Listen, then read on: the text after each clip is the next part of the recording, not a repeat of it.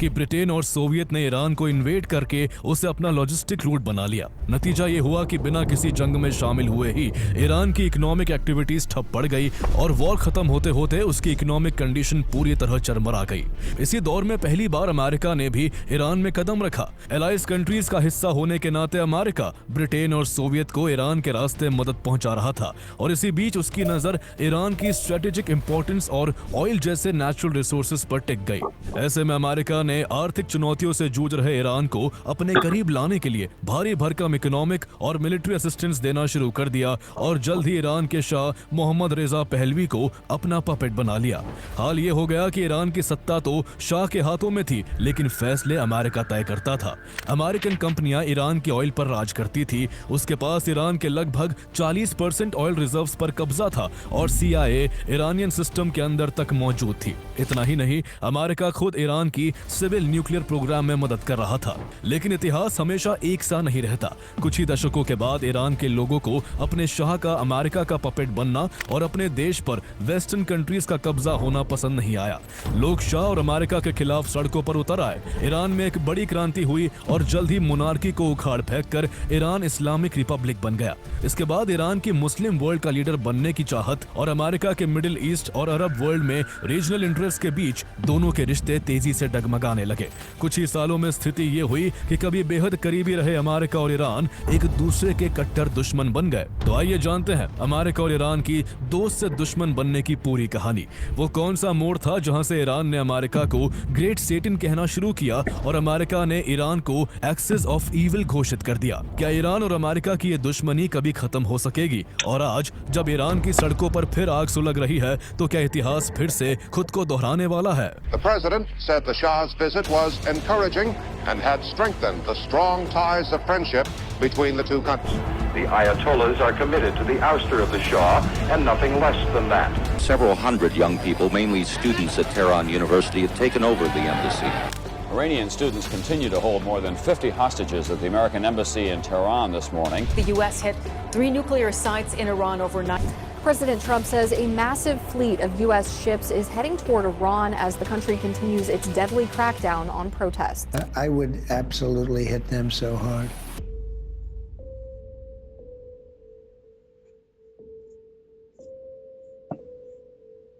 एक बहुत मशहूर कहावत है कि अगर दुनिया का कोई देश या रीजन दशकों से इंस्टेबिलिटी या कॉन्फ्लिक्ट से गुजर रहा हो, तो ये लगभग तय है कि वहां कभी ना कभी ब्रिटिशर्स का दखल जरूर रहा होगा। ईरान के उतार चढ़ाव की कहानी भी उसी दखल से शुरू होती है। 19वीं सेंचुरी के एंड तक ईरान, जिसे तब पर्शिया कहा जाता था, कागजों में भले ही आजाद था, लेकिन हकीकत में वो दो बड़ी ताकतों ब्रिटेन और ज़ारिस्ट रशिया के बीच फंसा हुआ था। जहां ब्रिटिशर्स अपनी कॉलोनी ब्रिटिश इंडिया को सुरक्षित रखने और मिडिल ईस्ट में अपना रास्ता मजबूत करने के लिए ईरान में इंटरफेयर कर रहे थे, तो दूसरी तरफ रशिया ईरान के नदर्न इलाकों पर अपना इन्फ्लुएंस बनाने में लगा हुआ था। इसके चलते ईरान की पॉलिटिक्स, इकोनॉमी और फॉरेन पॉलिसी धीरे धीरे इन दोनों शक्तियों के दबाव में चलने लगी। लेकिन असली खेल तब शुरू हुआ जब 1908 में ईरान की जमीन के नीचे ऑयल के बहुत बड़े भंडार की खोज हुई। ऑयल एक ऐसी चीज थी जो ईरान के लिए एक वरदान हो सकती थी, लेकिन असल में यही ऑयल आगे चलकर उसके लिए सबसे बड़ा अभिशाप बनने वाला था। ईरान में ऑयल खोजने का काम एक English businessman William Knox D'Arcy ने शुरू किया था। इसके लिए उन्होंने साल 1901 में कजर रूलर मुजफ्फर अल दिन शाह के साथ 60 साल का ऑयल एक्सप्लोरेशन एग्रीमेंट किया, जिसके तहत ईरान की लगभग पूरी जमीन पर ऑयल खोजने और निकालने का हक डीआरके को मिल गया और बदले में ईरान को सिर्फ लिमिटेड रॉयल्टी और केवल 16% प्रॉफिट शेयर मिलना था। लेकिन कुछ ही सालों में डीआरके के पास पैसा खत्म होने लगा और यहीं से ईरान के ऑयल के खेल में ब्रिटेन की एंट्री हुई। ब्रिटेन ने फंडिंग देके इस प्रोजेक्ट को बैक किया और एंग्लो पर्शियन ऑयल कंपनी बनी, जिसमें ब्रिटिश गवर्नमेंट का डायरेक्ट स्टेक था। 1908 में ईरान के मस्जिद सुलेमान में पहली बार कमर्शियली वायबल ऑयल निकाला गया और 1912 तक बड़े लेवल पर प्रोडक्शन शुरू हो गया। जैसे जैसे प्रोडक्शन बढ़ा, वैसे वैसे ब्रिटेन का एंग्लो पर्शियन ऑयल कंपनी में स्टेक बढ़ने लगा और 1914 तक ब्रिटेन ने इस कंपनी के करीब 51% शेयर्स खरीदकर कंपनी का एक्चुअल कंट्रोल सीधे अपने हाथों में ले लिया। अब सिचुएशन ये थी कि ईरान की जमीन से निकलने वाला oil British navy, British industries और ब्रिटिश इकोनॉमी को चला रहा था, जबकि ईरान को उसके ऑयल का सिर्फ 16% प्रॉफिट ही मिल रहा था। धीरे धीरे ईरानियन जनता को भी ये एहसास होने लगा था कि उनका देश अपने ही रिसोर्सेज पर मालिक नहीं रहा। उस समय तक ईरान में कजर डायनेस्टी जो 1794 से रूल कर रही थी, उसकी पकड़ 1920s आते आते कमजोर पड़ गई थी। इसी का फायदा उठाकर ब्रिटेन ने ईरान की पॉलिटिक्स में भी दखल बढ़ा दिया और एक सैन्य अधिकारी रेजा शाह पहलवी को सपोर्ट करके ईरान में तख्ता पलट करवाकर उन्हें 1925 में ईरान के नए रूलर बनवा दिया। रेजा शाह पहलवी ने कई सालों तक ब्रिटेन के साथ कोऑपरेट करके काम किया, लेकिन 1939 में जब वर्ल्ड वॉर 2 शुरू हुआ तो शुरुआती युद्ध में जर्मनी को मिली सफलता से रेजा शाह पहलवी को लग रहा था कि जर्मनी इस वॉर को जीत सकता है। इसलिए उन्होंने ब्रिटेन से दूरी बनाते हुए जर्मनी से ट्रेड और टेक्निकल कोऑपरेशन बढ़ाना शुरू कर दिया और कई जर्मन डिप्लोमैट्स ईरान आकर बैठ गए। ये बात ब्रिटेन और सोवियत यूनियन दोनों को ही बिल्कुल पसंद नहीं आई। ऐसे में ब्रिटेन और सोवियत यूनियन ने ईरान पर 1941 में अटैक करके रेजा शाह को अरेस्ट कर एग्जाइल पर भेज दिया और उनकी जगह उनके 21 साल के बेटे मोहम्मद रेजा पहलवी को ईरान का नया शाह बना दिया। इस दौरान अमेरिका ईरान के रास्ते ब्रिटेन और सोवियत को फूड, वेपन्स और दूसरी चीजें सप्लाई कर रहा था और इन सब में उसे भी ईरान में एंटर करने का मौका मिल गया। इस दौरान 30,000 से ज्यादा अमेरिकन ईरान में डिप्लॉयड रहे।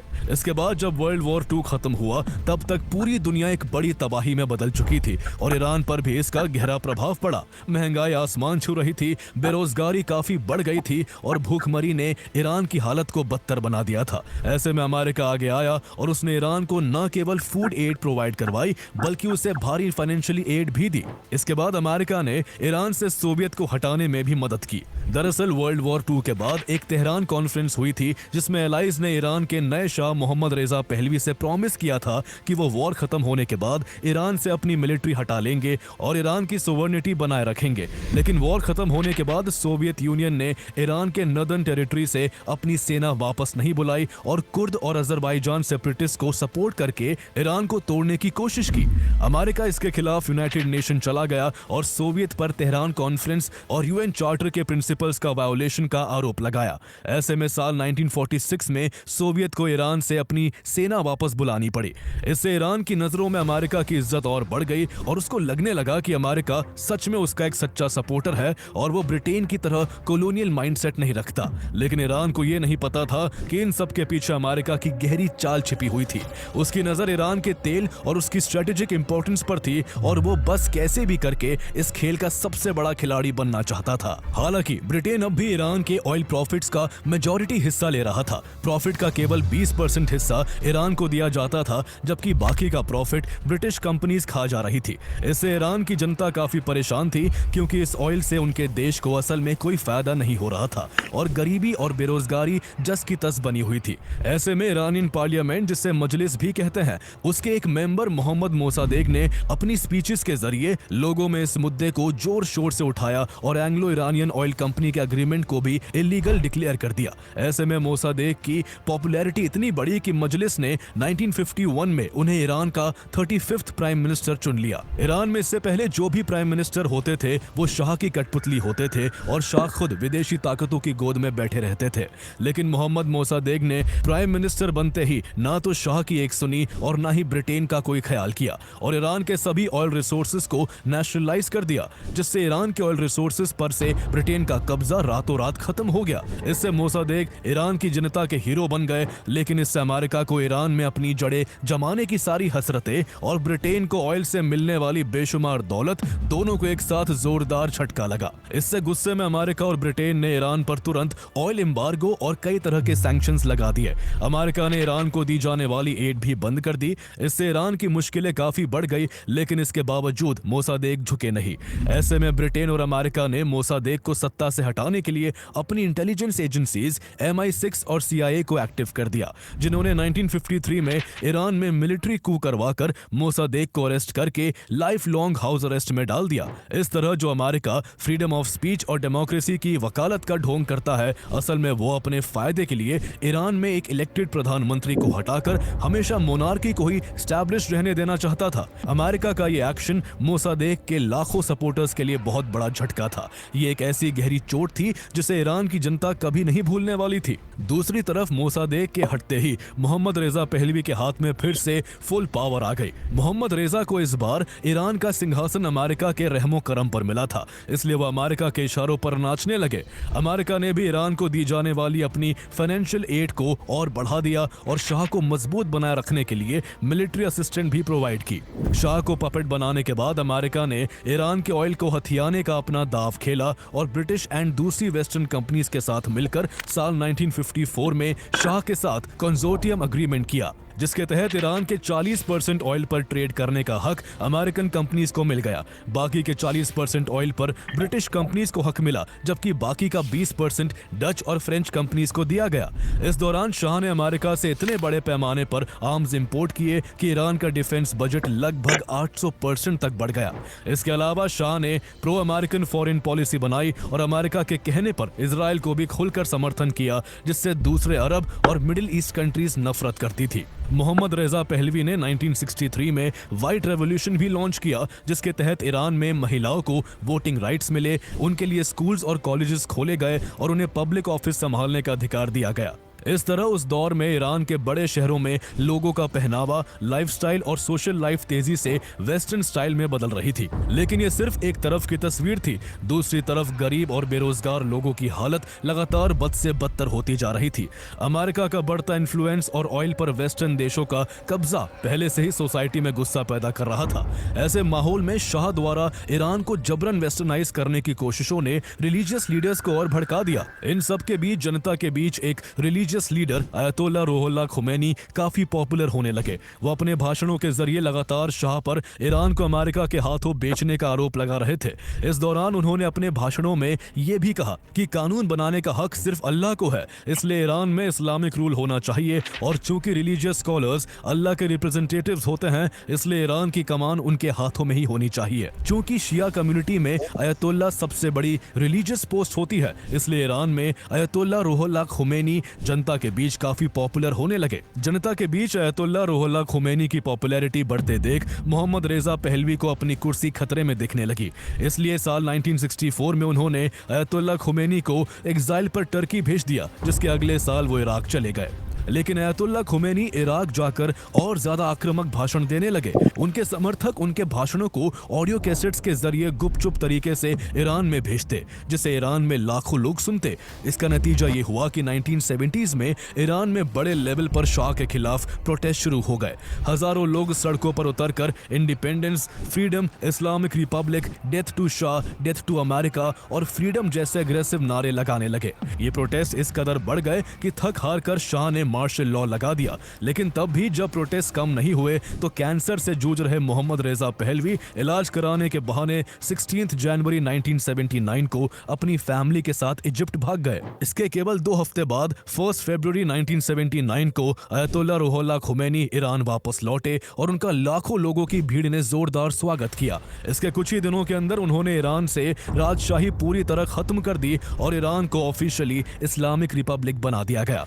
इसके बाद ईरान में शरिया लॉ इंट्रोड्यूस कर एक सुप्रीम लीडर का पोस्ट क्रिएट किया गया और अयतुल्ला रूहुल्लाह खुमैनी खुद ईरान के पहले सुप्रीम लीडर बन गए। इस 1979 इस्लामिक रेवोल्यूशन के दौरान ईरान के लोगों में अमेरिका के प्रति नफरत उस समय और ज्यादा बढ़ गई जब अमेरिका ने मोहम्मद रेजा पहलवी को कैंसर की ट्रीटमेंट के लिए अपने यहाँ पनाह दे दी। इससे बड़ी संख्या में ईरानी लोग, खासकर स्टूडेंट्स, अमेरिका से मोहम्मद रेजा पहलवी को ईरान भेजने की मांग करने लगे ताकि यहाँ उनकी गलतियों के लिए कड़ी सजा दी जा सके। लेकिन अमेरिका ने शाह को वापस ईरान नहीं भेजा। इस दौरान अयतुल्ला खुमैनी लगातार अपने भाषणों के जरिए अपने सपोर्टर से कह रहे थे कि अमेरिका हमारा सबसे बड़ा दुश्मन है और आप डेथ टू अमेरिका के नारे लगाना कभी मत छोड़ना। इसका नतीजा यह हुआ कि 4 नवंबर 1979 को सैकड़ों ईरानी स्टूडेंट्स ने ईरान की राजधानी तेहरान में स्थित अमेरिकन एम्बेसी में घुसकर 66 अमेरिकन ऑफिशियल्स को हॉस्टेज बना लिया। ईरान में बड़ी संख्या में लोगों को लगता था कि यही यूएस एम्बेसी वो जगह है जहां से CIA ने उनके hero prime minister Mohammad Mosaddegh के खिलाफ 1953 में कॉन्स्पिरेसी करके तख्ता पलट करवाया था। इसी वजह से ईरानियन सोसाइटी का एक बड़ा हिस्सा इस हॉस्टेज क्राइसिस को अमेरिका के खिलाफ खिलाफ बदले की तरह देख रहा था और स्टूडेंट्स के सपोर्ट में खड़ा था। अगले ही दिन अयतुल्ला रूहुल्लाह खुमैनी ने भी एक हिस्टोरिक स्पीच में स्टूडेंट्स के इस एक्ट को सही ठहराया और अमेरिका को ग्रेट सेटन कहा। यहीं से ईरान और अमेरिका के रिश्ते पूरी तरह टूट गए। ये सिर्फ एक डिप्लोमेटिक क्राइसिस नहीं थी, बल्कि दोनों देशों के बीच जानी दुश्मनी की शुरुआत थी जो शायद फिर कभी खत्म नहीं होने वाली थी। गुस्से में अमेरिका ने ईरान पर कई सैंक्शन लगा दिए और सारे डिप्लोमेटिक रिलेशन तोड़ दिए, लेकिन इसके बावजूद ईरान ने अमेरिकन डिप्लोमेट्स को रिहा नहीं किया। यह हॉस्टेज क्राइसिस पूरे 444 दिन तक चला और 1981 में जाकर ईरान ने अपनी शर्तों पर अमेरिका को राजी करवाकर अमेरिकन हॉस्टेजेस को रिहा किया। दुनिया की सबसे बड़ी सुपर पावर माने जाने वाले अमेरिका के लिए ये एक खुली बेइज्जती थी। ये वो ह्यूमिलिएशन थी जिसे अमेरिका कभी भूलने वाला नहीं था। अमेरिका को अपनी शर्तों पर झुकाने के बाद अयतुल्ला खुमैनी का हौसला 7वें आसमान पर था। ईरान के सुप्रीम लीडर बनने के बाद वो सभी इस्लामिक कंट्रीज में ईरान की तरह अल्लाह का शासन होने और वहां मोनार्की और तानाशाही को खत्म करने की बात करने लगे थे। उनके इस तरह के भाषणों से सऊदी अरेबिया, कुवैत और जॉर्डन के किंग काफी असहज हो गए क्योंकि वहां मोनार्की थी। इससे सबसे ज्यादा इराक का तानाशाह सद्दाम हुसैन डरा हुआ था, क्योंकि इराक ईरान की तरह ही एक शिया मुस्लिम मेजॉरिटी वाला देश है, लेकिन सद्दाम हुसैन खुद एक सुन्नी था। ऐसे में उसे डर था कि अयतुल्ला खुमैनी के बहकावे में आकर इराक में एक्टिव शिया ग्रुप विद्रोह ना भड़का दे और उसे अपनी सत्ता ना गंवानी पड़े। इसके अलावा ईरान और इराक में कई मुद्दों को लेकर लंबे समय से डिस्प्यूट था, लेकिन मोहम्मद रेजा पहलवी और अमेरिका से नजदीकियों के चलते सद्दाम हुसैन चुप था। लेकिन इस्लामिक रेवोल्यूशन और हॉस्टेज क्राइसिस के बाद बनी स्थिति के बाद सद्दाम हुसैन को जीतने का ये सबसे अच्छा मौका लगा और उसने सितंबर 1980 में ईरान पर हमला कर दिया। उसे अपनी जीत पक्की लग रही थी, लेकिन अयतुल्ला खुमैनी भी पीछे हटने को तैयार नहीं थे। ऐसे में युद्ध 8 साल लंबा खिंच गया और आखिरकार यूएन के इंटरवेंशन से वॉर खत्म हुआ।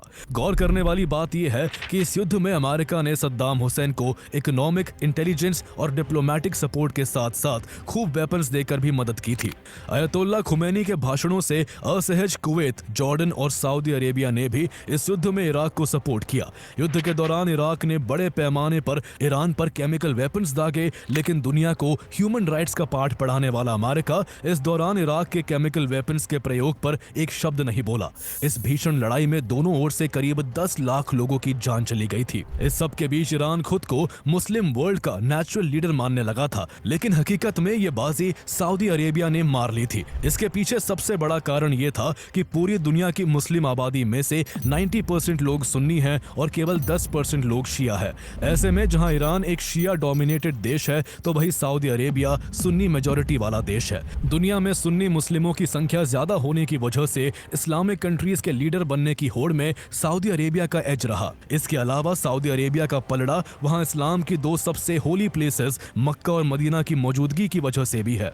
इसके अलावा सऊदी अरब की ऑयल वेल्थ और अमेरिका का खुला सपोर्ट उसे ईरान से आगे खड़ा करता है। ये सब ईरान को परेशान करता रहा है। ईरान मिडिल ईस्ट का सबसे पुराना देश है, जिसकी जड़ें 2500 साल पुरानी है, जबकि सऊदी अरेबिया की एस्टैब्लिशमेंट साल 1932 में हुई और उसे बने अभी केवल 8-9 दशक ही हुए हैं। इसलिए ईरान इस्लामिक रिपब्लिक की एस्टैब्लिशमेंट के बाद खुद को मुस्लिम वर्ल्ड का लीडर बनाने को बेताब है और इसी वजह से ईरान अक्सर सऊदी अरेबिया को अमेरिका का पपेट बताकर उसे नीचा दिखाने की कोशिश करता रहा है। वही अमेरिका की नजर में ईरान सबसे बड़ा थ्रेट है। एक तो ईरान से उसकी पुरानी दुश्मनी है और दूसरा ईरान की स्ट्रेटेजिक लोकेशन बेहद क्रिटिकल है। ईरान के साउथ में पर्शियन गल्फ और गल्फ ऑफ ओमान मौजूद है, जो आगे अरेबियन सी से जुड़ती है। यही स्ट्रेट ऑफ हॉर्मुज मौजूद है, जहां से दुनिया का करीब 20% ट्रेड गुजरता है। अगर ईरान चाहे तो global trade and oil supply को सीरियसली डिस्टर्ब कर सकता है। इसी डर की वजह से अमेरिका ने ईरान के आसपास कतर, बहरीन, कुवैत, यूएई और सऊदी अरेबिया में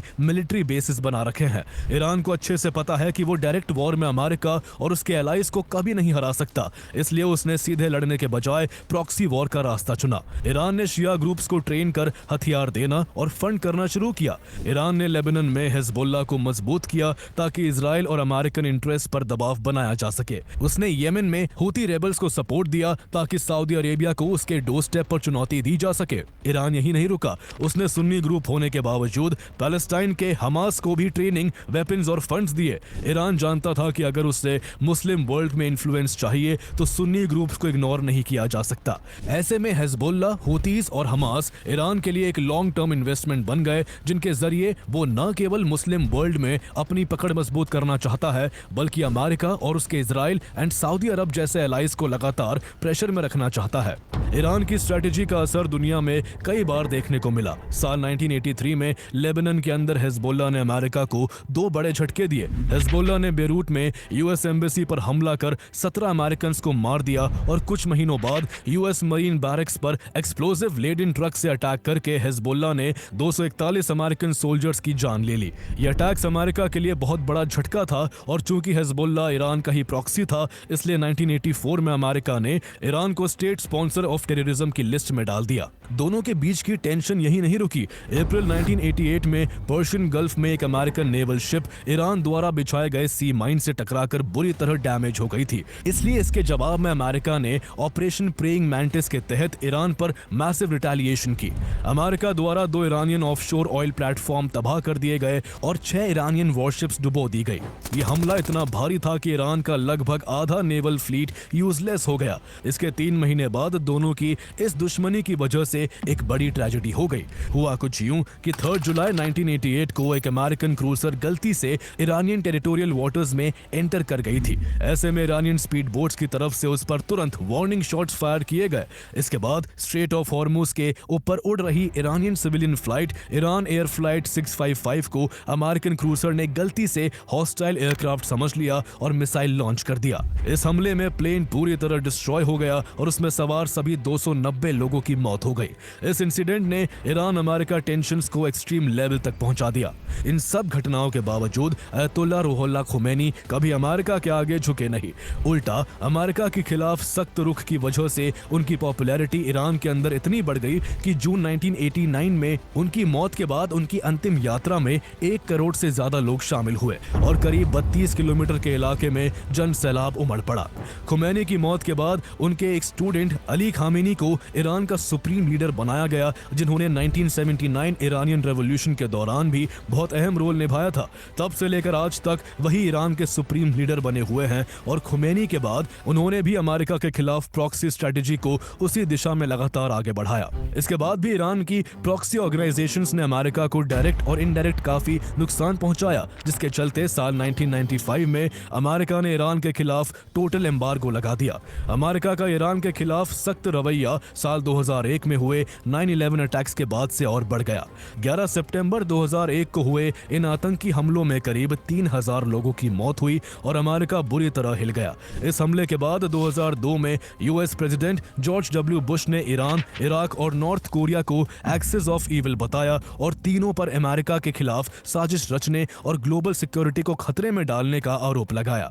इस हमले के करीब 1.5 साल बाद जिस अमेरिका ने कभी ईरान के खिलाफ इराक के तानाशाह सद्दाम हुसैन को सपोर्ट दिया था, अपना मतलब निकल जाने के बाद अमेरिका ने उसी सद्दाम हुसैन पर वेपन्स ऑफ मास डिस्ट्रक्शन रखने का आरोप लगाकर इराक पर अटैक कर दिया। इसके बाद साल 2003 में सद्दाम हुसैन को कैप्चर कर 2006 में फांसी दे दी गई। बाद में पता चला कि इराक में कोई वेपन्स ऑफ मास डिस्ट्रक्शन मौजूद नहीं थे और ये सब केवल अमेरिका की चाल थी।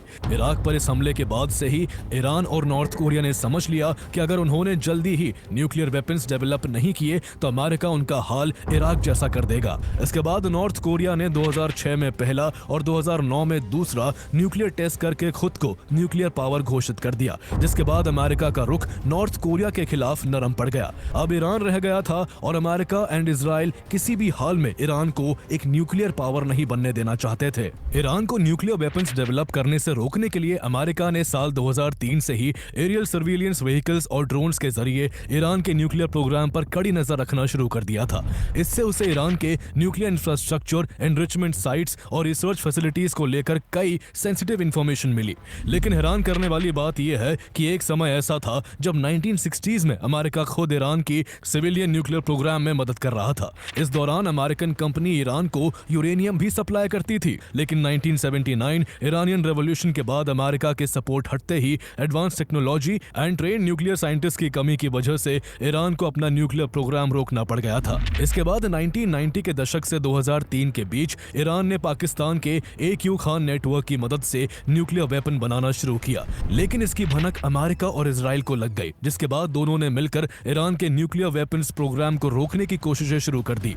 अमेरिका ने ईरान को न्यूक्लियर बॉम्ब बनाने से रोकने के लिए वेस्टर्न कंट्रीज के साथ मिलकर ईरान पर कई तरह के इकोनॉमिक सैंक्शंस लगा दिए और इन सैंक्शंस ने ईरान की इकोनॉमी को बुरी तरह बर्बाद कर दिया। अमेरिका ईरान को इकोनॉमिकली इतना वीक कर देना चाहता था कि वो न्यूक्लियर बनाने की हिम्मत ही न कर पाए। साल 2015 आते आते ईरान की इकोनॉमिक कंडीशन काफी ज्यादा खराब हो गई। ऐसे में अमेरिकन प्रेसिडेंट बराक ओबामा के चलते 2015 में America, Britain, Russia, China, France और जर्मनी ने मिलकर ईरान के साथ joint comprehensive plan of action JCPOA नाम का एक न्यूक्लियर एग्रीमेंट साइन किया। इसके तहत इन देशों ने ईरान को न्यूक्लियर प्रोग्राम सीमित करने और उसके न्यूक्लियर साइट पर इंटरनेशनल इंस्पेक्टर्स को विजिट करने की परमिशन देने के बदले ईरान पर लगे कई इकोनॉमिक सैंक्शंस हटा लिए थे। ये एकमात्र मौका था जब कुछ समय के लिए अमेरिका ईरान रिलेशंस में कुछ सुधार दिखा, लेकिन बराक ओबामा के बाद डोनाल्ड ट्रंप के अमेरिका के प्रेसिडेंट बनते ही दोनों देशों के रिश्ते फिर से बिगड़ गए। ट्रंप ने ईरान पर सीक्रेटली न्यूक्लियर प्रोग्राम चलाने का आरोप लगाकर साल 2018 में अमेरिका को JCPOA से बाहर निकाल लिया और उस पर एक बार फिर इकोनॉमिक सैंक्शन लगा दिए। इतना ही नहीं, अमेरिका ने एक और अग्रेसिव कदम उठाते हुए Iranian revolutionary guard corps IRGC को टेररिस्ट ऑर्गेनाइजेशन डिक्लेयर कर दिया। जवाब में ईरान ने भी US मिलिट्री फोर्सेस को टेररिस्ट ऑर्गेनाइजेशन घोषित कर दिया। इसके बाद दोनों देशों के बीच टेंशन इतनी ज्यादा बढ़ गई कि ट्रंप ने ईरान को दुनिया के नक्शे से मिटाने तक की धमकी दे दी। हाल ये हो गया कि जब भी ईरान न्यूक्लियर डेवलपमेंट पर काम तेज करता, अमेरिका इजराइल के साथ मिलकर ईरान के न्यूक्लियर साइंटिस्ट की मिस्टीरियस तरीके से हत्या कर देता। 2020 में इजराइल की एजेंसी मोसाद ने ईरान के फादर ऑफ न्यूक्लियर प्रोग्राम कहे जाने वाले मोहसेन फखरीज़ादह की बहुत ही चालाकी से रिमोट ऑपरेटेड मशीन गन से हत्या कर दी। इससे ईरान के न्यूक्लियर प्रोग्राम को एक जोरदार झटका लगा। इसके अलावा भी अमेरिका ने इजराइल को आगे करके ईरान के कई न्यूक्लियर साइंटिस्ट को मरवा दिया और कई बार ईरान के इंफ्रास्ट्रक्चर पर स्ट्राइक भी की ताकि ईरान न्यूक्लियर पावर ना बन सके। सिचुएशन वैसे ही रैपिडली एस्केलेट हो रही थी, लेकिन फिर अमेरिका ने ऐसा कदम उठाया जिसने इस दुश्मनी को अपने सबसे डेंजरस फेज में पहुंचा दिया। 3 जनवरी 2020 को अमेरिका ने इराक के दौरे पर गए IRGC कुद्स के चीफ जनरल कसीम सुलेमानी को बगदाद एयरपोर्ट पर ड्रोन अटैक करके मार डाला। कसीम सुलेमानी को सुप्रीम लीडर अयतोल्ला अली खामेनेई के बाद ईरान का सबसे पावरफुल व्यक्ति माना जाता था। इसके बदले में ईरान ने 5 दिन बाद ऑपरेशन मार्टियर सोलेमानी लॉन्च करके इराक में मौजूद मल्टीपल अमेरिकन मिलिट्री बेसिस, खासकर अल असद एयरबेस पर 15 बैलिस्टिक मिसाइल्स दागी। इस हमले में किसी अमेरिकन सोल्जर की मौत तो नहीं हुई, लेकिन दर्जनों सैनिकों को काफी इंजरीज हुई। इसी तनाव भरे माहौल में गुस्से में आकर ईरान से एक बहुत बड़ी गलती हो गई और उसने 8 जनवरी 2020 को तेहरान से उड़ान भरने वाली यूक्रेनियन फ्लाइट PS-752 को गलती से एनिमी थ्रेट समझकर मार गिराया, जिसके चलते उसमें सवार सभी 176 लोगों की मौत हो गई। इस हादसे ने पूरी दुनिया को हिला दिया। शुरुआत में ईरान ने अपना दोष छुपाने के लिए ये झूठ बोला कि ये फ्लाइट किसी मैकेनिकल इशू की वजह से क्रैश हो गई थी, लेकिन इंटरनेशनल प्रेशर और एविडेंस सामने आने के बाद उसे अपना गुनाह कबूल करना पड़ा।